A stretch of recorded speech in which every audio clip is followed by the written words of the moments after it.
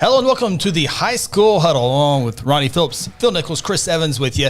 We're getting ready for the high school football season here in a few short days. As today we will talk about the Sapulpa Chieftians over in 5A District 3. What a district it will be this season. Before we talk about Sapulpa, let's hear from one of our great sponsors. The High School Huddle is presented by Generations Church.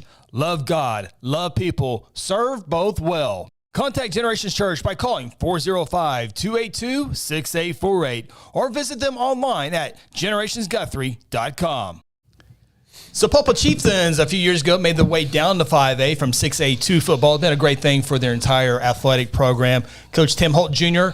and the Chieftains coming off a 7-4 campaign a year ago in the playoffs for the last two seasons, 3 out of the last 4.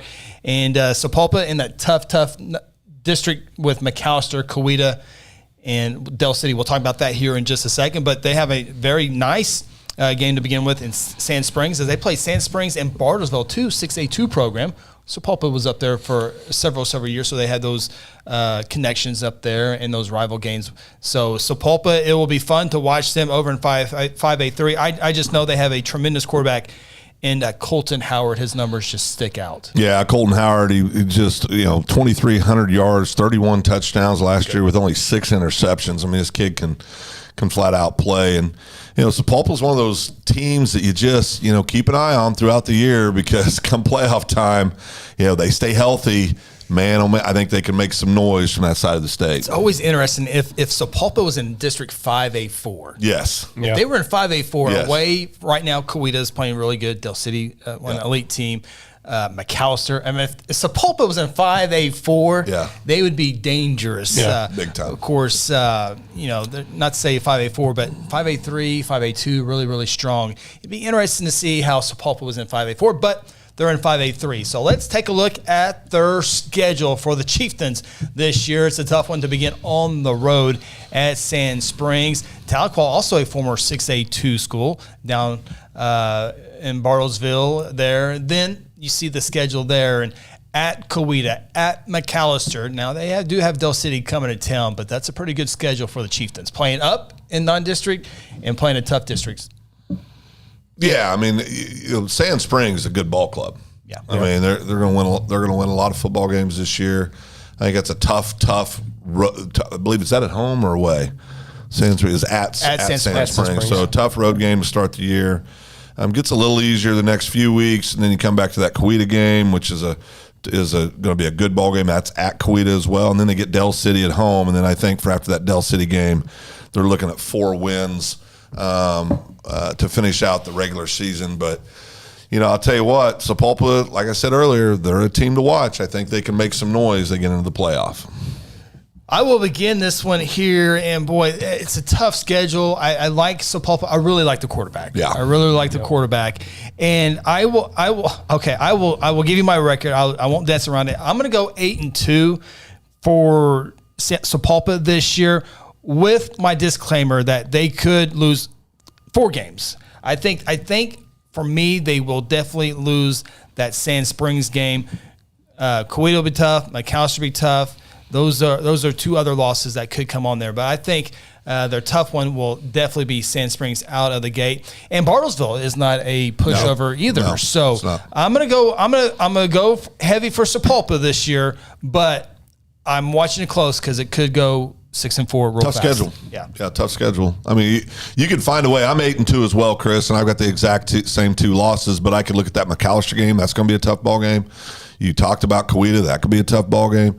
Bartlesville could be a tough. So 8-2, but you could wake up and find yourself. You could pick up another loss against Bartlesville.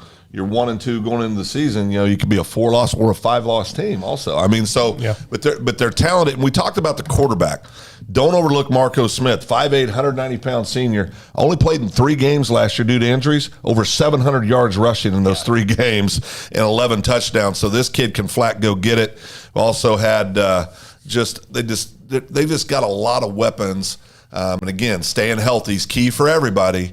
true for the Chieftains as well. 5 defensive players come back. And Ronnie, before you give us your pick, so Paul, I'm going out on a huge limb for you this year. Please help me out this year. I have you going 8-2, and it could be 6-4, it could be 5-5. I'm going on the limb. Yeah. You played a tough district. Yeah. You played non-district. Here I'm picking you 8-2. Please, Sapulpa, help me out. Ronnie, you're up. That begging's not going to do a whole lot for you, Chris. Again, I think 8-2 is the best they can absolutely do this season. I honestly think that's the best to do, and I don't think that's going to be realistic. I think I got them going 7-3 this year, losing to Sand Springs, losing to Del City, and then probably Bartersville or McAllister could clip them, even Coweta maybe. But I believe best case scenario is 8-2, but I think they'll finish 7-3.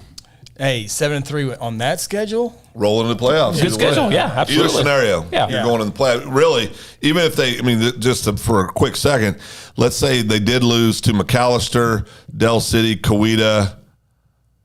There are 3 losses in district, right? Correct. So they're playoff bound either way, But it's I just think you got a quarterback that can spin it and is athletic. He's a big kid. He's like 6'2", 200 pounds. That great running back. He stays healthy. Guys. We say 8-2's max, maybe not. I mean, there could be maybe another win in there if they come out the gate strong. It just depends. One of the beautiful things about high school football, it can change quickly. Yeah. You lose one kid that's a difference maker, changes everything. So quarterback better stay healthy. Yeah, I didn't think about that either. But but here's the good news. If you're Sapulpa, if you finish first, second, or third in the district, you'll have a great chance to win your first round 5A4. And now whoever finishes fourth in that district will have to go up against Collinsville. Yeah. But I think outside of Collinsville, I think they're very winnable. Not to say Claremore, Bishop Kelly, but I think these teams in 5A3 would be favored.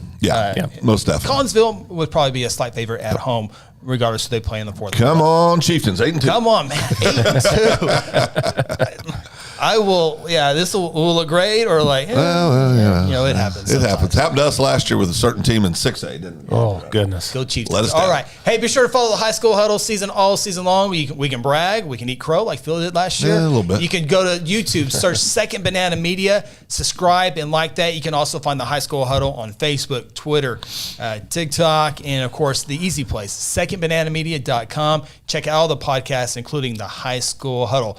Best of luck to Sapulpa Chieftains. Let's go. I'm cheering for you.